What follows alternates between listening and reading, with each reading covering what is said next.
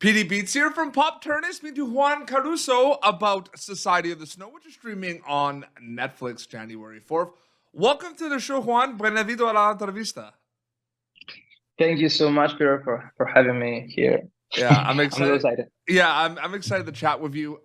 It's interesting because you make this movie, you rap, and then it goes into the movie theaters and then the film festival. So some people Have you watched it? Yeah, I have. Yes, it's excellent.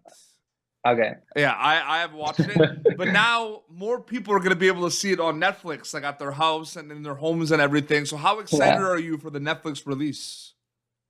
I'm super excited because it was a 2 year show.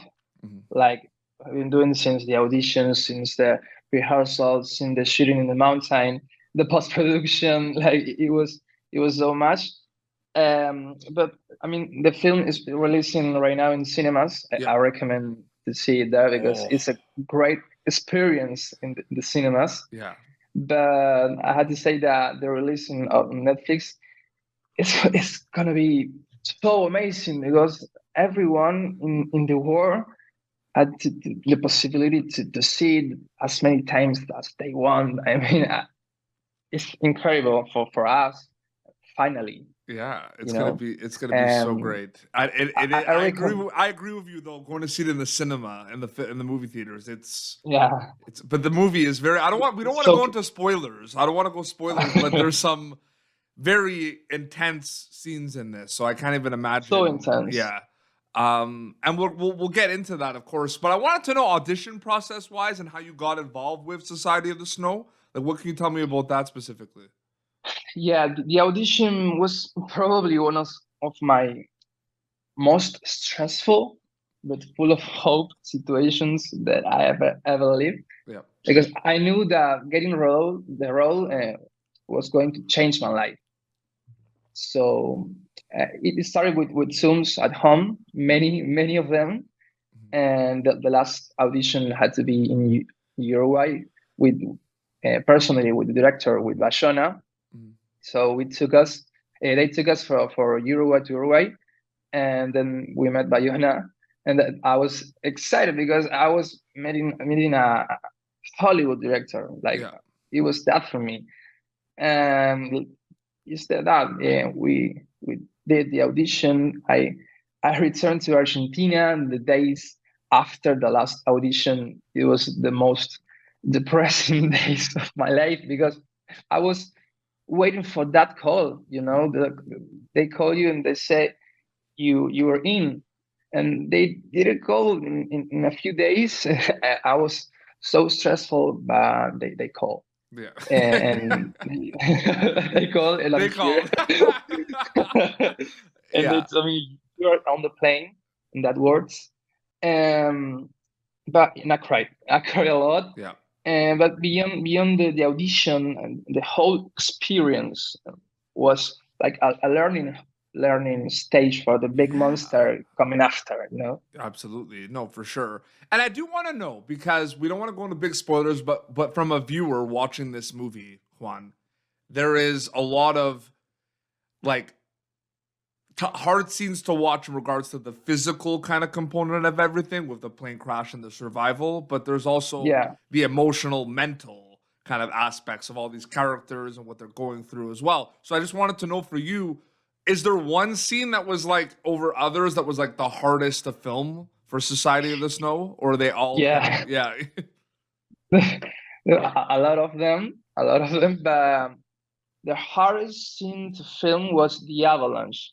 Like we got sick 2 weeks into the shooting. The plane was tiny, and we were like 19 people and 8 bodies, one above other, in the snow, frozen, wet.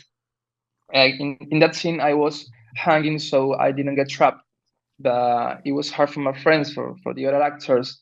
They have to get there away from the snow as many times as the director wanted, like for that scene, and dig in the snow to help the others, and with your hands so frozen, like the director wanted to capture like the desperation in our faces, the desperation in our bodies, and it was day after day doing the same thing, and I was so sick. I was having a bad time, but I had to say that that scene and the ones that follows up are the best scenes of the movie. Like the desperation, you can feel it, you know. I think we have to put this interview out on the 4th of January, though, because it is. I mean, it's a bit of a spoiler because those scenes come out of nowhere a little bit. Okay. Oh. Because that was. I have to tell you, when I saw the first Avalanche, right? I cried, man. I did. I cried when I saw that because it was just a lot. Seeing everyone finally relaxing with the circumstances and talking and laughing. And the scene, it was difficult the last to scene watch. before the avalanche. He was so happy, you know. It's tough to watch for sure. So I can't even imagine filming it. But yeah, no, I cried a little bit when I saw that for sure. But me too. Yeah, it's.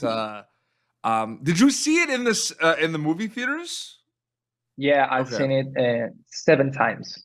And you're probably gonna go. You're probably gonna watch it another 10 times on Netflix the first day it comes out. But everyone did such an amazing job, man. Like everyone, the whole cast, like so good, so real. It really felt like this was a rugby team, and with this horrible circumstance of the crash, they had to kind of stick together as a team. I felt like that, so I wanted to ask you, what was it like working with everyone on this movie?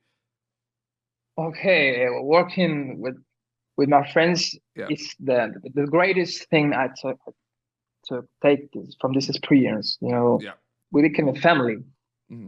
At first, it was hard for me because we were more than 20 actors, like going everywhere together, doing the same together, being together on our free days, even our vacations. Like with time, we started to connect in the most amazing way. Like, in fact, I will tell you a story that sums up our relationship. After the avalanche, a lot of character died, and the movie.